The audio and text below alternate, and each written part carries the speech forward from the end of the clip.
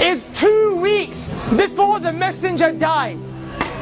The Prophet was sitting with his companions and he became very sad. He said, I yearn. He said, I yearn to meet my brothers and I yearn to meet my sisters. Bilal radiallahu anh looked to the Prophet and he said, Ya Rasulullah, your brothers and your sisters are here, we're here. And the Prophet looked at all of his companions. He looked at Abu Bakr, Uthman, Ali, the greatest people to walk the face of this earth from this ummah. And he said, you are not my brothers. You're my companions. He said, my brothers and my sisters are those who will come. They will believe in me and they have not seen me. And the Prophet said, I can't wait. I wish I could meet you guys. Now imagine for a second that man who took brotherhood away from his companions and ascribed it to me and you. Wallahi, the Prophet called us his brothers and sisters. Imagine if the Prophet stood right here. Imagine he stood here after Ramadan. 30 days we stood in the last third of the night crying to Allah, saying, Allah forgive me for my sins. Then literally the next day the Prophet saw us out here free mixing, boys and girls dressed inappropriately, smoking shisha. Wallah, I'm not judging anyone. I'm here just to give you the reminder that Allah told me to give you. But how embarrassed and sad would you feel that the Prophet ﷺ would see you in such a state? Brothers, take yourself, my brothers and sisters, take yourself to the day of judgment. On a day when Allah subhanahu wa ta'ala said, يَوْمَ يَفِرُّ الْمَرْءُ مِنْ أَخِيهِ وَأُمِّهِ وَأَبِيهِ وَصَاحِبَتِهِ وَبَنِيهِ. Allah said, your mom will run away from you. Rather, you will run from your mom. Wallahi, your mom will smile at you burning in the hellfire. Wallahi, billahi, tallahi, dhalika yawmul haq. You will see it with these eyes. The same way you see my face today. You will see people whose mothers are smiling and thanking Allah that their sons and daughters are burning in the hellfire because they got saved. The mother got saved because she took some deeds from that son and daughter that wronged the mom. That day your mom won't spare you.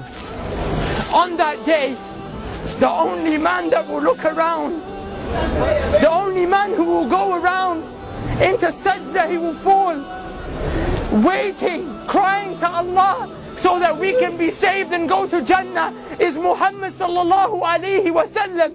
But I tell you something, Wallahi, he won't recognize you unless you are from those who prayed. Because the hadith of the Prophet tells us that the Prophet will notice you from the marks of sajda on your foreheads and the marks of wudu on your arms. The Prophet sallallahu alayhi wa sallam will go to certain people, however, people like us who pray in Ramadan. So we're going to have a few marks of sajda, we're going to have a few parts of wudu on our arms, but we didn't worship Allah like we were supposed to. We were Ramadan Muslims, Eid Muslims, Jummah Muslims. The Prophet will see people like that. The Prophet will go to them to save them. The angels will envelop them and say, Ya Muhammad, stay away. I'm taking these people to the fire. The Prophet will say, they're from my ummah. These people are from my ummah, leave them. The angels will say, Ya Muhammad, you don't know what they did after you left. The Prophet will say, that very same man who cried every night for me and you so we could be saved. But when the day comes where you will meet Allah and whatever has been established has been established, the Prophet will look at you and say, Suhqun, Suhqun, get away from me, take them away from me. But those who prayed, even though our life was difficult, there was fitna all around us, even though people called us to come out to the shisha cafes, to the clubs, your girlfriend called you, your boyfriend called you, even though that happened, the Prophet will grab those people. He will say, come, come, come.